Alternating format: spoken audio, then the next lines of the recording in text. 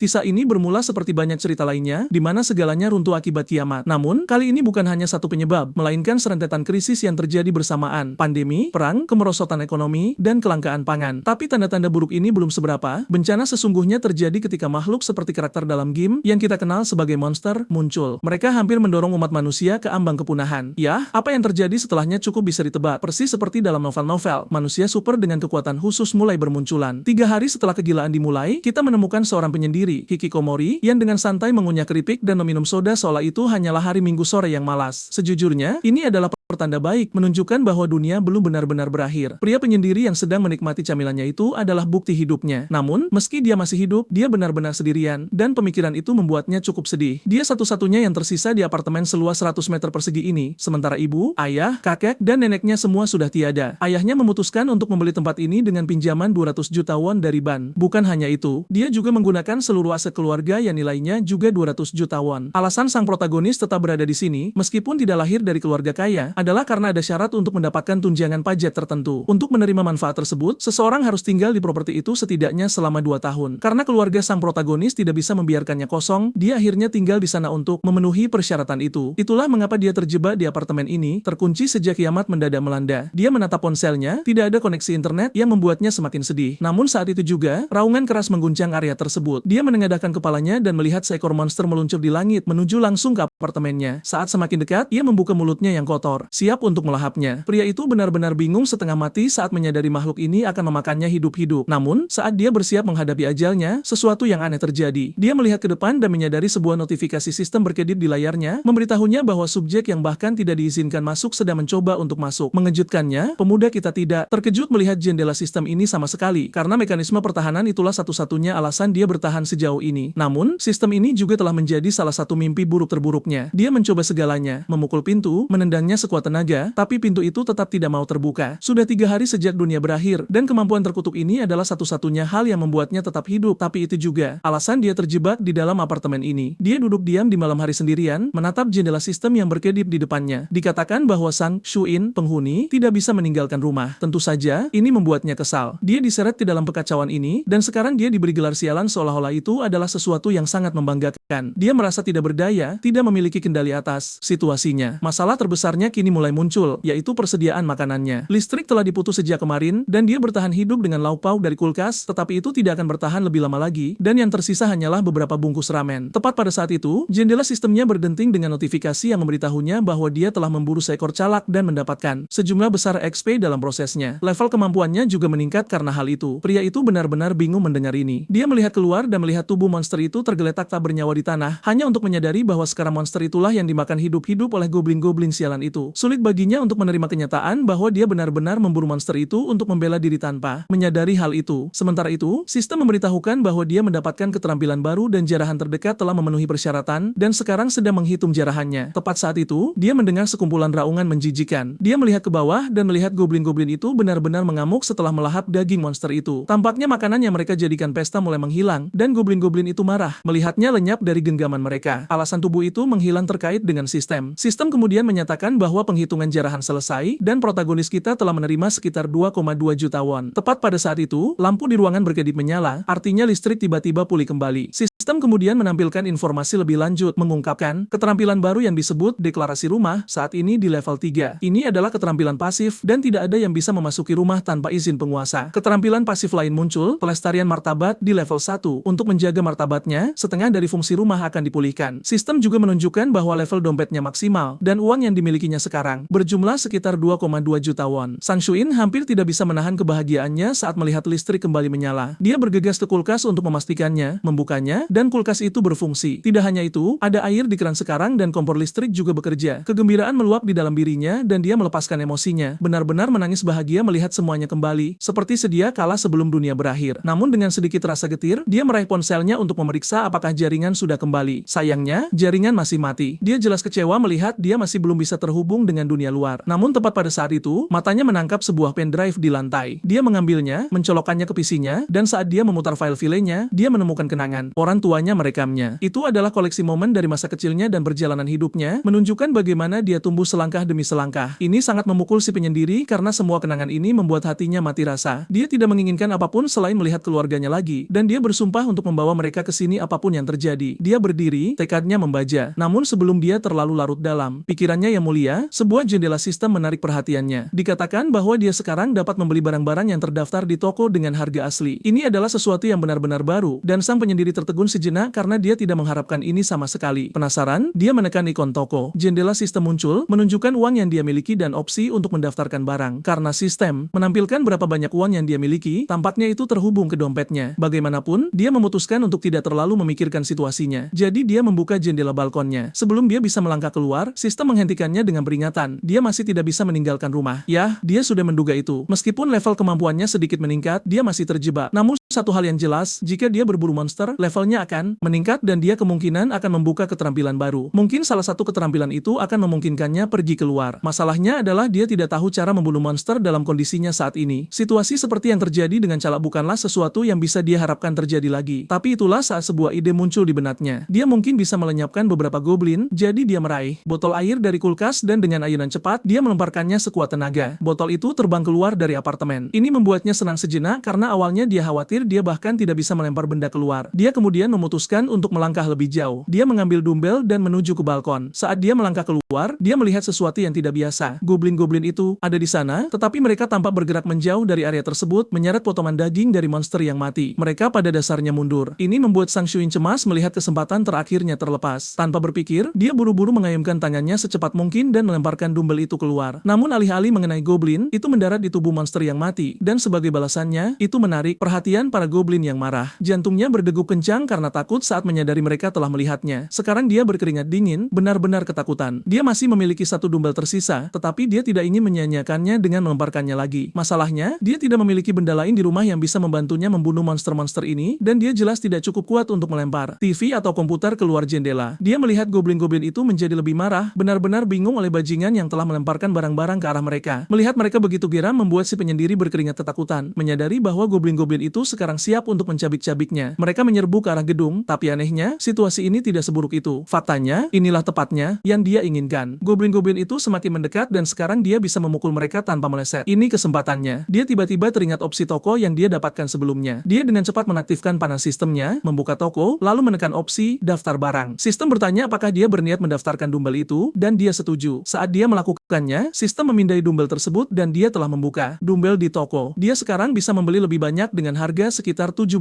ribuan. Sang Shuin cukup terkejut menyadari bahwa harga yang tercantum persis sama dengan yang dia bayar untuk dumbbell itu secara online, yang membuatnya percaya bahwa harga pasar di sini sama seperti sebelum dunia berakhir. Jadi dia akhirnya membeli 2 buah. Begitu transaksi selesai, jendela sistem berkedip dengan cahaya biru, dan dumbbell itu mulai terwujud. Ini membuat pemuda kita benar-benar berseri-seri karena bahagia. Teriakan kegembiraannya bahkan bocor keluar apartemennya. Saat berikutnya, dia melemparkan dumbbell itu sekuat tenaga dan bam, benda itu menghantam kepala si bajingan hijau, melenyapkannya untuk selamanya. Dalam prosesnya, si pria mendapatkan EXP dan sekitar 3 ribuan juga, yang segera disetorkan ke dompetnya. Dia sangat senang melihat hadiah itu, sementara para goblin di bawah dibiarkan panik dan bingung menatap rekan mereka yang jatuh. Namun, sebelum mereka sempat memberikan penghormatan terakhir, mereka melihat dumbbell lain terbang langsung ke arah mereka. Semua goblin berpencar dan berebut untuk menyelamatkan diri, jadi dumbbell itu meleset. Shuin benar-benar kesal karena meleset dari tembakan itu, jadi tentu saja, dia menghabiskan lebih banyak uang dan membeli 3 dumbbell lagi. Dia segera melemparkannya, dan kali ini dia melumpuhkan salah satu goblin. Sistem dengan cepat memberitahunya bahwa dia baru saja melumpuhkan goblin level 6. Seperti biasa, dia mendapatkan uang, tetapi yang terpenting, level kemampuannya meningkat dan dia membuka kemampuan yang benar-benar baru. Ternyata dia mendapatkan akses ke dimensi alternatif di mana dia bisa menyimpan barang. Dengan gembira, dia memerintahkan sistem untuk membuka penyimpanan. Saat terbuka, sistem bertanya apakah dia ingin menempatkan dumbbell itu ke dalam. Tanpa ragu, dia setuju. Dumbbell itu mulai menjadi piksel dan jendela sistem muncul, memastikan bahwa dia berhasil menyimpan dumbbell non-slip 3 kg. Kemudian sistem bertanya apakah dia ingin memanggil barang dari penyimpanan. Wajahnya berseri-seri kegirangan saat dia dengan antusias berkata iya. Dumbbell itu langsung terwujud di tangannya, membuatnya sangat gembira saat menyadari bahwa dia sekarang sekarang bisa memanggil barang dari penyimpanan ke tempat manapun yang dia inginkan. Dengan dumbbell kembali di tangan, bajingan ini menyeringai dengan senyum jahat karena dia hampir tidak bisa menahan pikiran-pikiran akalnya. Sudah membayangkan semua kemungkinan yang ditawarkan keterampilan baru ini. Jadi dia memutuskan sudah waktunya untuk melaksanakan rencana pamungkasnya. Dia meluangkan waktu untuk membeli dumbbell dan menyimpannya semua. Begitu selesai, dia memerintahkan penyimpanan untuk terbuka, dan dengan satu perintah, sekumpulan dumbbell muncul seolah-olah dia memegang kunci gerbang Babylon. Dia membiarkannya menghujani seperti Gilgamesh sendiri. Goblin-goblin itu tidak bisa melakukan apapun selain menonton dengan kagum saat sejumlah besar dumbbell jatuh ke arah mereka. Beberapa dari mereka benar-benar ketakutan, dan begitu dumbbell mulai menghantam, dia mulai mengklaim semua poin pengalaman saat para goblin jatuh mati satu persatu. Secara total, dia mendapatkan sedikit di atas 54 ribuan dari satu ayunan ini. Sistem kemudian bertanya apakah dia ingin mendaftarkan barang tambahan, dan pemuda itu dengan cepat berkata iya. Karena jumlah maksimal barang yang bisa dia daftarkan di toko adalah 10.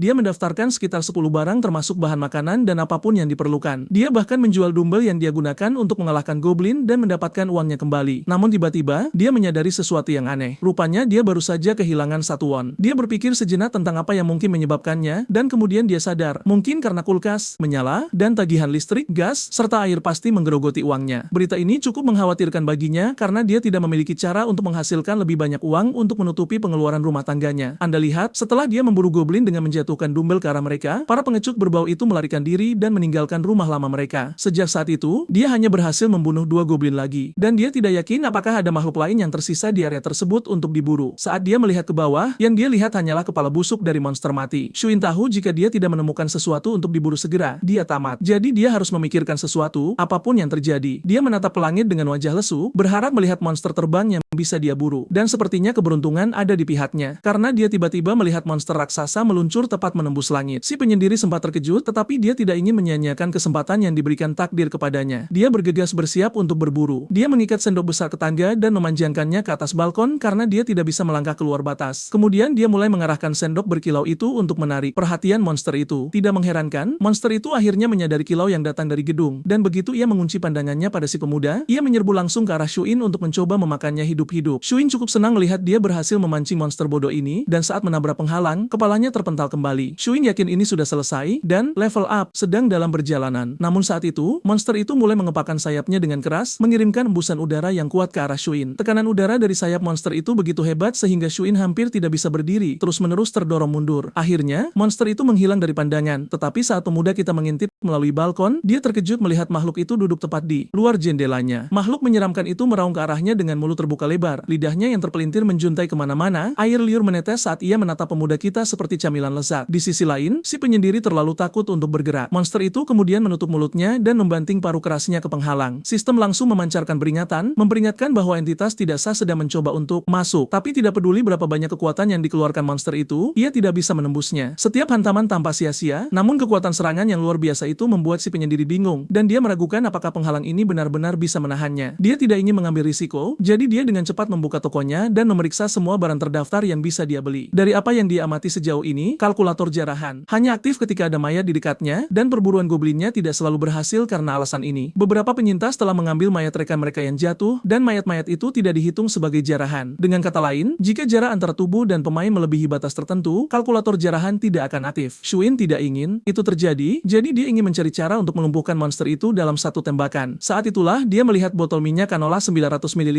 yang ditumpuk di tokonya. Tanpa membuang waktu, dia dengan cepat membeli 10 botol tersebut. Begitu transaksi selesai, ke-10 botol itu muncul tepat di kakinya. Dia meraih semuanya, lalu meletakkan wajan di atas kompor. Dia menuangkan semua minyak ke dalam wajan dan menyalakan apinya. Selanjutnya, dia mengambil gagang sapunya dan melilitkan banyak kertas sekali pakai di sekelilingnya, menempelkannya dengan aman. Dia merendam kertas itu dengan minyak, lalu membuka tokonya lagi dan mendaftarkan minyak canola yang mendidih panas. Sistem dengan sukses mengumumkan bahwa minyak panas mendidih telah terdaftar. Setelah itu, dia mengambil pemantik api dan bersiap untuk membakar kertas yang direndam minyak itu. Kertas itu dengan cepat terbakar, dan saat dia berjalan ke jendela, kita melihat monster itu masih bertengger di atas apartemennya menunggu mangsanya keluar. Sedikit yang monster itu tahu, mangsanya sebenarnya adalah predator, dan monster itu akan belajar dengan cara yang sulit. Shuin dengan cepat memanggil minyak canola, dan semua minyak mendidih tumpah tepat di atas kepala monster itu. Begitu sistem jendela diaktifkan, minyak memercik ke bawah, dan monster itu mulai menjerit kesakitan yang cukup dapat dimengerti. Tapi rasa sakit tidak berakhir di situ, karena Shuin siap untuk meningkatkan panasnya secara kiasan dan harfiah. Begitu api menyentuh monster yang direndam minyak, ia langsung menyala. Jeritan kesakitan monster yang memekakan telinga itu seperti musik di telinga pemuda kita. Sebuah kemenangan, siulan, dia hampir bisa mendengarnya. Akhirnya, monster itu mulai mulai ambruk ke tanah, dan pemandangan ia dimasak hidup-hidup begitu mengerikan sehingga wajah Shuin sempat masam. Begitu monster itu menghantam tanah, penderitaannya berakhir. Jendela sistem muncul, memberi selamat kepada Shuin karena berhasil mengalahkan seekor calat. Dia dianugerahi sejumlah besar EXP, level, kemampuannya meningkat, dan dia bahkan membuka keterampilan baru. Tapi bukan itu saja, sistem juga mendeteksi monster yang diburu dan mendaftarkannya sebagai jarahan. Begitu penghitungan jarahan selesai, dia menerima hadiah sedikit di atas 9 juta won. Si penyendiri menjadi gila melihat jumlah uang yang begitu besar, dia hampir tidak percaya pada matanya. Namun sebelum dia bisa pulih sepenuhnya dari keterkejutan yang lain, notifikasi muncul yang mengungkapkan bahwa persyaratan telah terpenuhi dan perluasan wilayah sedang berlangsung. Tiba-tiba seluruh bangunan mulai berguncang hebat, atau setidaknya inilah yang dirasakan Shuin. Dia juga merasakan sensasi aneh mencengkeram hatinya dan perspektifnya mulai meluas. Perasaan aneh ini semakin intens, membuat hatinya semakin sakit sementara inderanya terus tumbuh dan tumbuh. Pada satu titik, dia benar-benar mulai melihat ke dalam apartemen lain di gedung itu, di mana dia menemukan keluarga yang selamat yang benar-benar membuatnya bingung. Dia tidak pernah mengira ada tetangga yang tinggal di sini selain dia. Matanya tiba-tiba berubah warna dan dia tidak tahu apa yang terjadi padanya. Untuk beberapa alasan, dia bisa melihat orang sekarang, tetapi dia tidak mengerti mengapa. Sama tiba-tibanya, dia pulih dan mulai mengamati hal-hal di sekitarnya seperti yang biasa dia lakukan. Kemudian sistem memperkenalkan tetangga-tetangga yang tidak terduga ini. Orang dewasa pertama adalah Chai Han-jun, seorang suami berusia akhir 30-an. Orang dewasa kedua adalah Park Ha-wan, istrinya juga berusia akhir 30-an. Bersama-sama, mereka memiliki dua putri, Chai Na-an, anak sulung mereka yang berusia 6 tahun, dan Chai Seo-an, anak kedua mereka yang berusia 3 tahun. Sistem menyatakan bahwa individu-individu ini memenuhi persyaratan untuk diterima sebagai warga wilayahnya. Sistem bertanya apakah dia ingin memberikan kewarganegaraan kepada mereka. Shuin jelas tidak yakin apakah dia harus memberikan kewarganegaraan atau apa yang akan terjadi jika dia tidak memberikannya. Sistem segera menjawab bahwa setiap makhluk yang tidak diberikan kewarganegaraan akan diusir dari rumah dan dibiarkan rentan terhadap serangan monster. Dihadapkan pada realitas pahit ini, Shuin memutuskan untuk mengambil jalan yang lebih baik. Alih-alih menjadi Shuin yang egois, dia memilih untuk menjadi tuan tanah yang murah hati. Begitu perintah diberikan, sistem mengumumkan bahwa Chai Han-jun, Park Ha-wan, Chai Na-an, dan Chai Seo-an semuanya telah diberikan kewarganegaraan. Shuin merasa cukup hebat tentang hal ini, karena dia mungkin telah membuka keterampilan lain yang terkait dengan kewarganegaraan juga, jadi dia memutuskan untuk memeriksa. Saat itulah sistem mengumumkan keterampilan barunya, yang dikenal sebagai Mata Pamungkas. Tapi Shuin belum sepenuhnya puas, jadi dia mencoba memindai sistem untuk melihat apakah ada hal lain yang terkait dengan kewarganegaraan. Sistem memancarkan notifikasi baru mengenai keterampilan yang dikenal sebagai Ruler Declaration, deklarasi penguasa, sebuah keterampilan pasif. Keterampilan ini memastikan tidak ada yang bisa memasuki rumah tanpa izin penguasa. Ada juga ikon yang disebut manajemen kewarganegaraan. Si penyendiri dengan cepat memutuskan untuk menjelajahinya karena inilah tepatnya yang dia cari. Saat membukanya, dia melihat keempat warga terdaftar bersama dengan level kekuatan dan tingkat kepercayaan mereka. Tapi detail yang menonjol baginya adalah bahwa dia bisa menampung hingga 600 warga. 600 bukanlah angka yang kecil, itu cukup mengejutkan. Dia menekan salah satu nama warga dan melihat semua informasi tentang mereka. Bahkan ada data tentang tingkat distribusi pengalaman dan tingkat distribusi uang mereka. Dia juga diberikan dua opsi, dia bisa memberikan pencarian, quest, kepada warga ini atau mengusir mereka dari wilayahnya. Dia tidak tahu apa itu tingkat distribusi pengalaman dan uang, tetapi dia menebak itu mungkin merujuk pada seberapa banyak pengalaman dan uang yang dibagikan warga kepadanya. Dan fakta bahwa dia bisa mengontrol tingkatannya. Ya, ini terdengar seperti kode cerem baginya karena dia adalah orang yang memutuskan berapa banyak uang yang dia inginkan. Dia kemudian melihat opsi pencarian dan bertanya-tanya bagaimana cara kerjanya. Karena penasaran, dia menekan tombolnya. Layar baru muncul, memungkinkannya untuk menyesuaikan deskripsi pencarian, tenggat waktu, hadiah, dan bahkan hukuman jika gagal. Tanpa banyak berpikir, dia dengan cepat menugaskan Chai Han-jun tugas sederhana, bunuh satu goblin dalam 168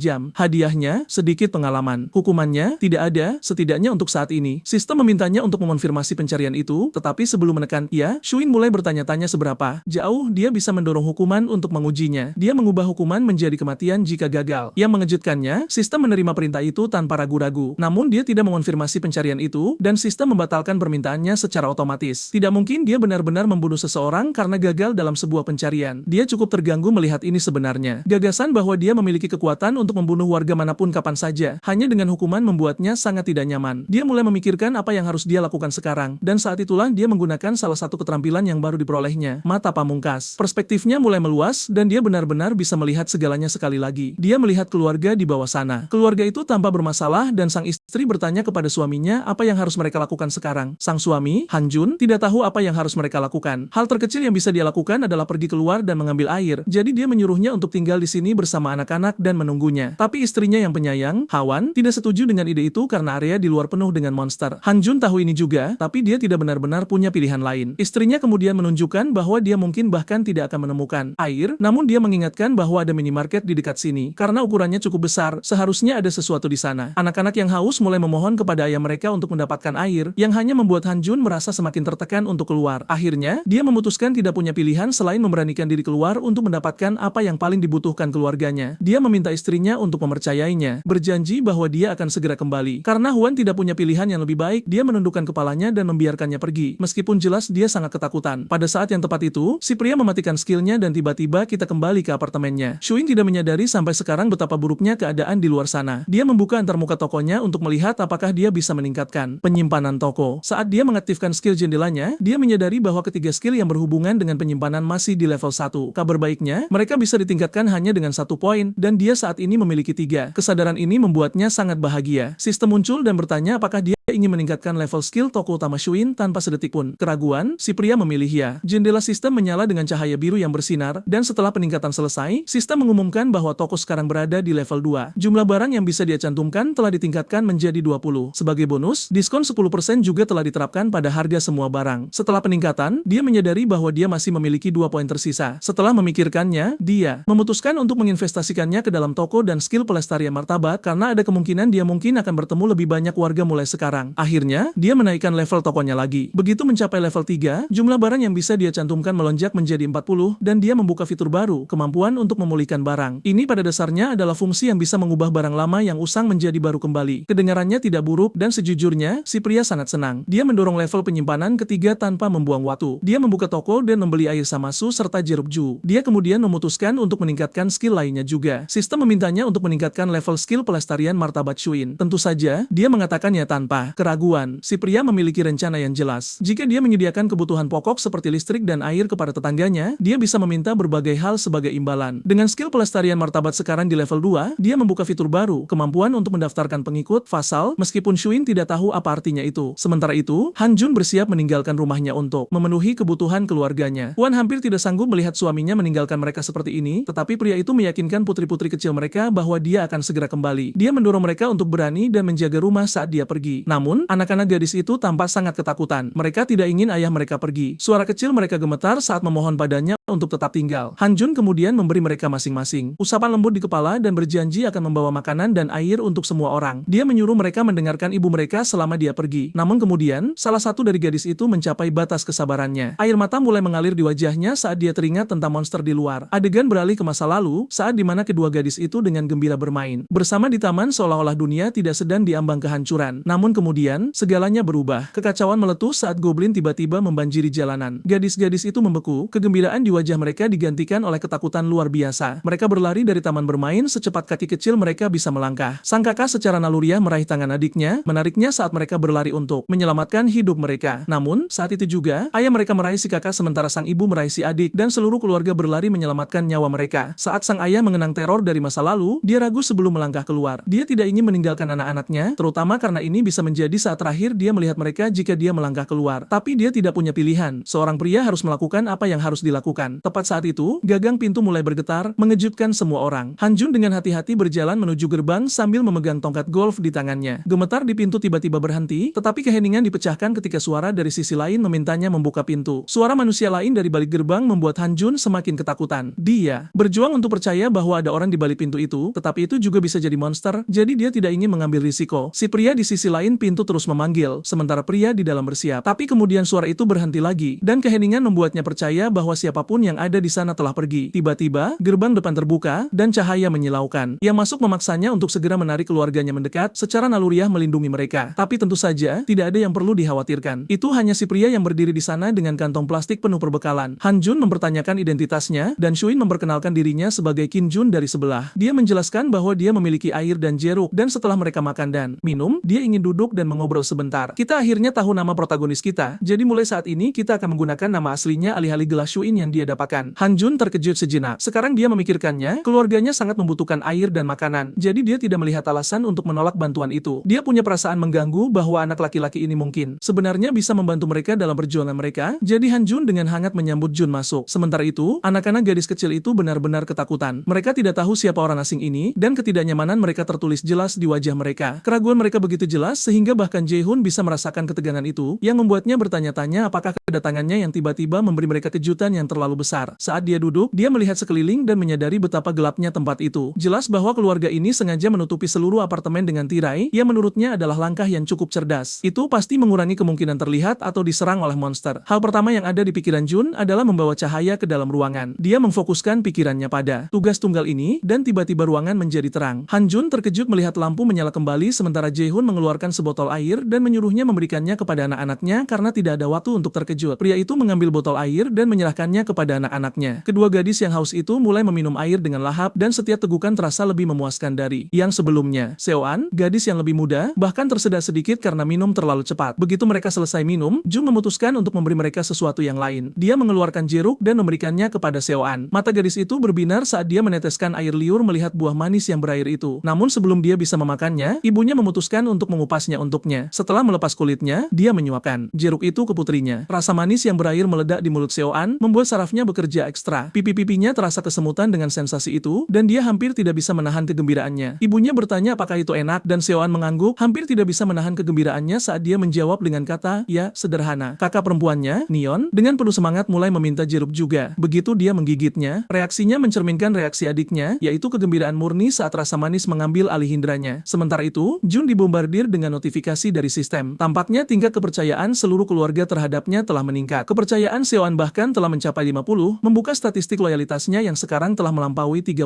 Sistem memberitahu Jun bahwa Cho Seo-an telah memenuhi persyaratan untuk didaftarkan sebagai pengikut dan bahkan telah mencapai level 2. Dia merenungkan hal ini sejenak. Meskipun dia memenuhi persyaratan, dia masih sangat muda. Tidak seperti warga biasa, dia hanya bisa mendaftarkan hingga 10 pengikut dan mereka harus mampu menjalankan perintah setidaknya pada level Cho Han Jun. Meskipun kepercayaan gadis-gadis kecil itu meroket, ayah mereka, Han Jun, masih di level 31 dan karena Han Jun adalah orang kunci dalam keluarga, Jun tahu dia perlu meningkatkan kepercayaannya lebih jauh. Tiba-tiba, Han Jun memanggilnya dan berterima kasih dengan tulus atas semua kebaikan yang dia tunjukkan kepada keluarganya. Dia mengakui bahwa dia sangat ingin membalas budi tetapi tidak yakin bagaimana dia bisa melakukannya saat ini. Sebagai tanggapan, Jun memutuskan mereka harus melangkah ke koridor untuk berbicara nanti. Begitu mereka keluar di koridor, Jun dengan santai bertanya kepada Han Jun apakah dia sudah menerima kewarganegaraan. Begitu disebutkan, jendela sistem tiba-tiba muncul di depan Han Jun. Dia mengakui bahwa notifikasi ini muncul untuk seluruh keluarganya sekitar 30 menit yang lalu, memastikan mereka telah menerima kewarganegaraan. Jae-hoon melanjutkan dengan bertanya apakah ada sesuatu yang tidak biasa terjadi saat itu. Han Jun langsung setuju dengan ini, menjelaskan bahwa mereka tidak bisa menggerakkan tubuh mereka untuk sementara waktu ketika itu terjadi. Setelah menyatukan kepingan-kepingan itu, Jun menyadari bahwa orang-orang pasti membeku sementara ketika mereka diberikan kewarganegaraan. Memanfaatkan momen itu, Jun berbicara kepada Han Jun lagi, kali ini dengan sebuah janji. Dia memberitahu pria itu bahwa dia akan melakukan segala daya untuk membantunya kembali ke kehidupan yang dia miliki sebelum ini. Kegilaan dimulai. Han Jun benar-benar bingung dengan pernyataan ini, tetapi sebelum dia bisa mengatakan banyak hal, Jun menegaskan kembali, berjanji bahwa dia akan melindungi mereka dari monster dan memastikan tidak ada makhluk yang akan menyerang rumah mereka lagi. Han Jun tidak 100%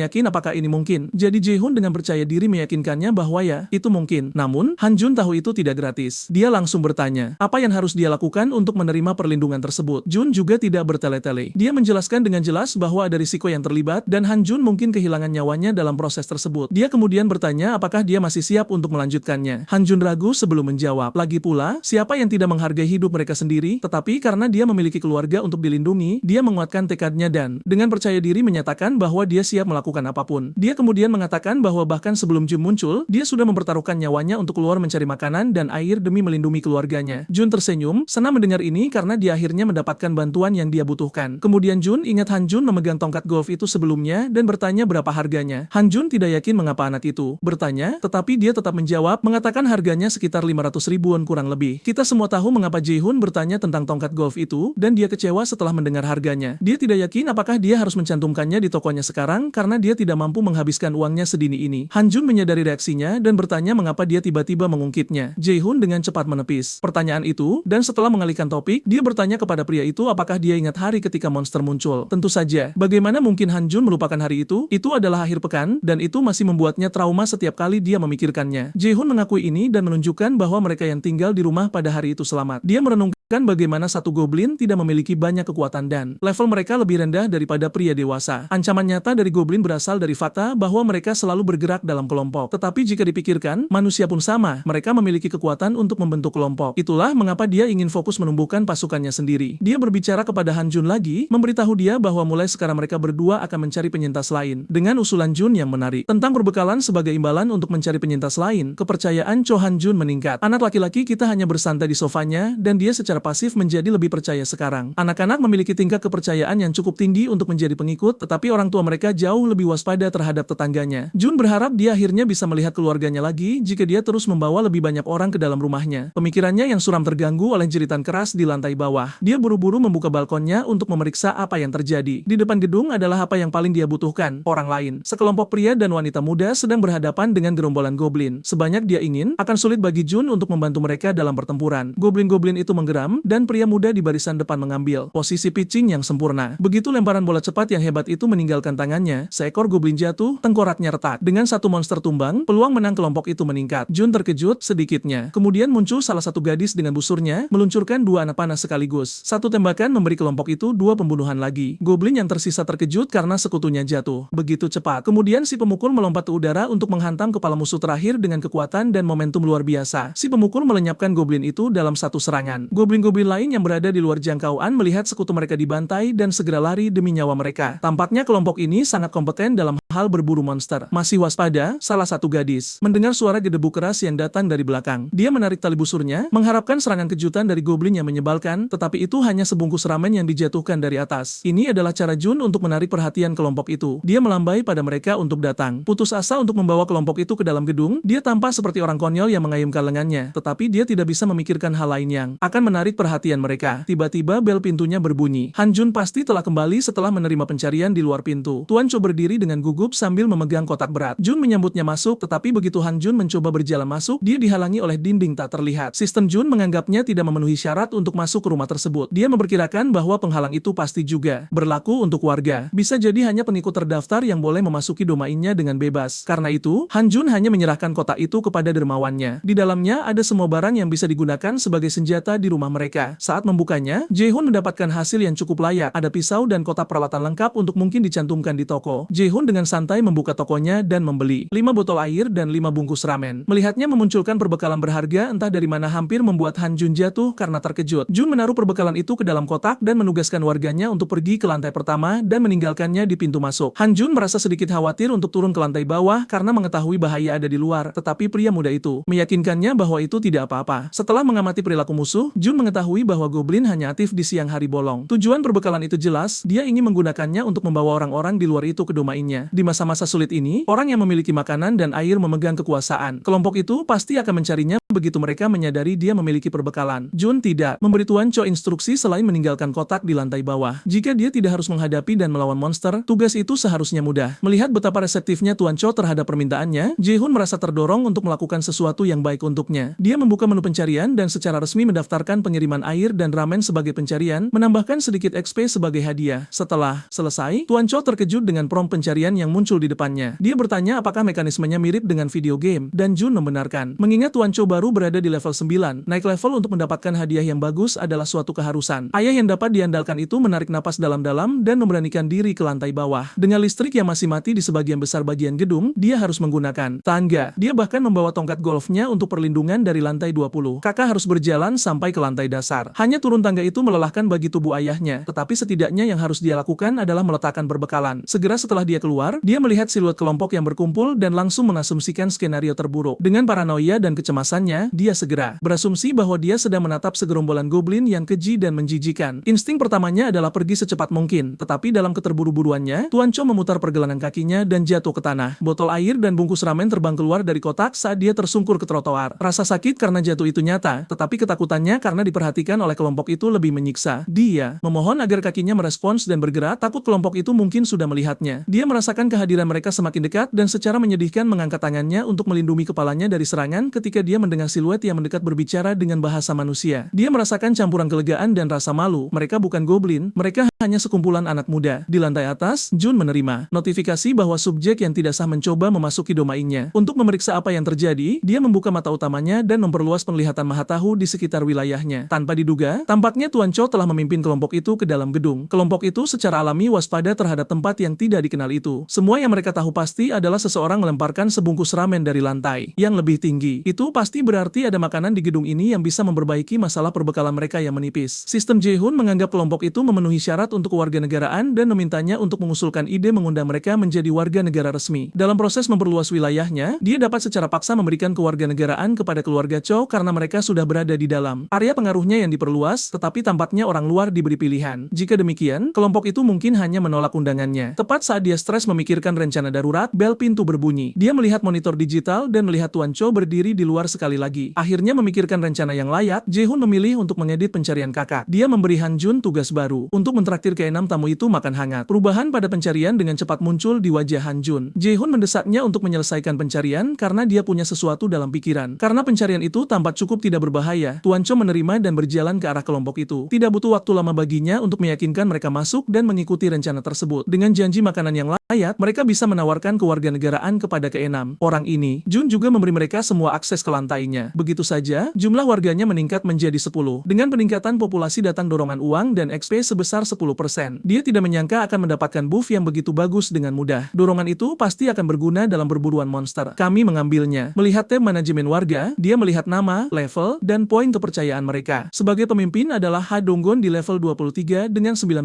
poin kepercayaan. Adapun Kang Deu, Kim Ga-young, Yuin, Kim Ga-yeon, dan Moon Bo, mereka semua berada di sekitar level 10 hingga 17 dengan poin kepercayaan yang bervariasi. Manusia meta level 23 memiliki tingkat kekuatan yang sama dengan calak yang dibunuh Jae-hoon baru-baru ini. Penasaran? Dia memilih Ha Dong-gon dan melihat kemampuan yang dibangkitkan yang hanya disebut lemparan bisbol. Itu adalah peringkat D. Skill yang mengonsumsi stamina untuk meningkatkan kekuatan bola yang dilempar sebanyak 3 kali lipat. Pada kenyataannya, tergantung pada siapa yang melempar bisbol, itu bisa menjadi senjata mematikan. Tetapi jika ada skill yang mengalihkan kekuatannya 3 kali lipat, itu menjadi senjata yang sangat menakutkan. Itu adalah skill berburu yang sempurna untuk membunuh monster. Adapun kepercayaan Ha Dong-gon, itu bisa terus ditingkatkan dengan berbagai cara. Untuk saat ini, Ju menetapkan tingkat distribusi XP untuk mereka berenam menjadi 70%. Dengan itu, dia hanya perlu memberi orang-orang ini beberapa pencarian berburu monster dan dia bisa duduk sambil secara pasif mendapatkan XP dan uang. Dia tidak bisa menahan perasaan seperti dia sedang memainkan game berburu otomatis, tetapi dia masih perlu mengenal orang-orang ini untuk mengukur apakah mereka cocok. Mereka bisa menjadi kunci untuk membuat reuni dengan keluarganya menjadi mungkin. Lagi pula, tiba-tiba tingkat kepercayaan Ha Dong-gon meningkat tanpa Jun melakukan apapun. Bukan hanya dia, bahkan tingkat kepercayaan Kim Gong dan Yu Hai Erin juga meningkat. Tuan Cho memainkan peran sebagai tuan rumah yang ramah dan menyambut kelompok itu ke rumahnya. Nyonya Cho masuk dengan berlari, bingung mengapa mereka tiba-tiba memiliki begitu banyak orang asing di dalam rumah mereka. Suaminya berjanji untuk menjelaskan semuanya nanti. Untuk saat ini, setiap orang membutuhkan makanan yang layak. Tanpa pemberitahuan sebelumnya, dia butuh sedikit waktu untuk menyiapkan sesuatu dari nol, tetapi mereka membutuhkan masakannya untuk membuat rencana Jun menjadi mungkin. Dia berpikir sejenak dan setuju saat dia menerima permintaan untuk memasak. Tampaknya kelompok anak muda itu memiliki sopan santun, terutama Ha Dong-gon. Sebagai pemimpin tim The Fudge-tong, dia meminta Tuan Cho untuk informasi lebih lanjut tentang pria yang dikenal sebagai Jae-hoon. Ya, Tuan Cho tidak begitu yakin apa urusan Jae-hoon. Dia tidak tahu apa-apa tentang pria muda itu selain fakta bahwa mereka telah menjadi tetangga untuk sementara waktu sekarang. Dia menambahkan bahwa Jun adalah orang yang cukup menarik. Dia memiliki kemampuan untuk memulihkan kondisi kehidupan sebelum kiamat di area yang dipilih. Lagi pula, itu hanya mengonfirmasi penilaian Dong-gon bahwa manusia meta berada di balik semua sumber daya ini. Dia memperkirakan bahwa Jun pasti memiliki kemampuan luar biasa untuk mampu memberikan perbekalan berharga secara gratis. Untungnya, Dong-gon cukup pintar untuk tidak mendapatkan ide aneh. Dia memperkirakan bahwa membuat seseorang yang begitu kuat terkesan, apapun yang terjadi, akan menjadi langkah terbaik jika mereka bisa memiliki seseorang yang cukup kuat untuk menyediakan listrik, makanan, dan air di pihak mereka. Itu akan menjadi pengubah permainan di dunia saat ini. Kemampuan ajaib sama langkahnya dengan kekuatannya. Karena butuh waktu lama untuk menyiapkan makanan, Tuan Cho bertanya apakah kelompok itu ingin mandi. Para wanita muda segera bersemangat begitu mereka mendengar bahwa mereka akhirnya bisa bersih-bersih karena listrik berfungsi. Sebagian besar fasilitas rumah lainnya juga bisa digunakan. Tuan Cho tersenyum dan menambahkan bahwa mereka memiliki banyak air hangat untuk digunakan. Pemikiran untuk membersihkan kotoran selama 3 hari dari tubuh mereka sudah cukup surgawi. Anda menambahkan air hangat ke sana, dan para wanita itu sangat bersemangat. Karena rumah keluarga Cho memiliki kamar mandi di ruang tamu dan kamar tidur utama. 2. Wanita itu bisa pergi dan mandi terlebih dahulu. Mereka menatapnya seolah dia adalah Mesias, tetapi anak laki-laki masih waspada. Donggon memperkirakan bahwa pria Jun yang misterius ini pasti adalah manusia meta dengan kemampuan yang jauh lebih kuat darinya. Ketika salah satu pria menyarankan agar mereka memukuli dermawan mereka untuk melihat siapa yang lebih kuat, Donggon menegur juniornya untuk berhenti bicara omong kosong. Mereka harus mencoba. Demi memikat hati sang penyokong, dia bahkan sampai memohon kepada si orang gila untuk tetap tenang, jangan melakukan hal bodoh, dan diam saja. Bagaimanapun, tujuan kelompok ini adalah mengumpulkan sebanyak mungkin makanan dan persediaan, sehingga mereka tidak boleh mengacaukan kesempatan ini tanpa keributan. Oleh karena itu, Dong-an memperingatkan kelompoknya untuk bersikap sopan dan selalu bisa membaca situasi. Untungnya, anggota mereka yang keras kepala itu mematuhi perintah Dong-an, meski salah satu dari mereka tampak jelas merasa tidak nyaman karena alasan yang tidak diketahui. Sebagai pemimpin yang baik, Dong-an mendekati Bu Ho yang cemas dan meminta maaf karena telah menyeretnya ke dalam kekacauan ini. Dong-an merasa bersalah karena mengajak semua orang ke rumahnya saat kiamat baru saja pecah. Bu Ho mencoba menepisnya, namun tatapan cemasnya begitu kentara. Dong-an berjanji bahwa begitu mereka mendapatkan cukup persediaan, mereka akan pergi ke rumah nenek Bu Ho bersama-sama. Bu Ho berterima kasih atas perhatian Dong-an, namun jauh di lubuk hatinya, dia tahu semuanya sudah terlambat. Pada hari ketiga kiamat terkutuk ini, kemungkinan seorang wanita tua yang lemah sendirian di rumahnya untuk tetap hidup sangatlah kecil. Namun setidaknya, tempat itu tidak jauh. Dong-an optimis bahwa mereka bisa sampai ke sana selama mereka bertahan dan bekerja sama. Tiba-tiba, diskusi kelompok itu terhenti oleh pintu yang terbuka. Aura pendatang baru itu terasa sangat mencekam. Pintu berderi terbuka dan semua mata tertuju ke pintu masuk. Dong-an merasa seolah-olah mereka sedang diintai oleh predator yang menakutkan dan secara naluriah mencengkeram bolanya, siap untuk melemparkannya kapan saja. Ternyata, itu hanyalah Jae-hoon yang membawa kantong plastik di kedua tangannya. Dia mendengar percakapan mereka dan menawarkan bantuan atas kesulitan yang mereka hadapi. Mereka semua merasakan campuran antara rasa takut dan lega, sadar bahwa orang yang baru saja masuk ini mungkin mampu menyelamatkan mereka dari lubang keputusasaan kiamat ini.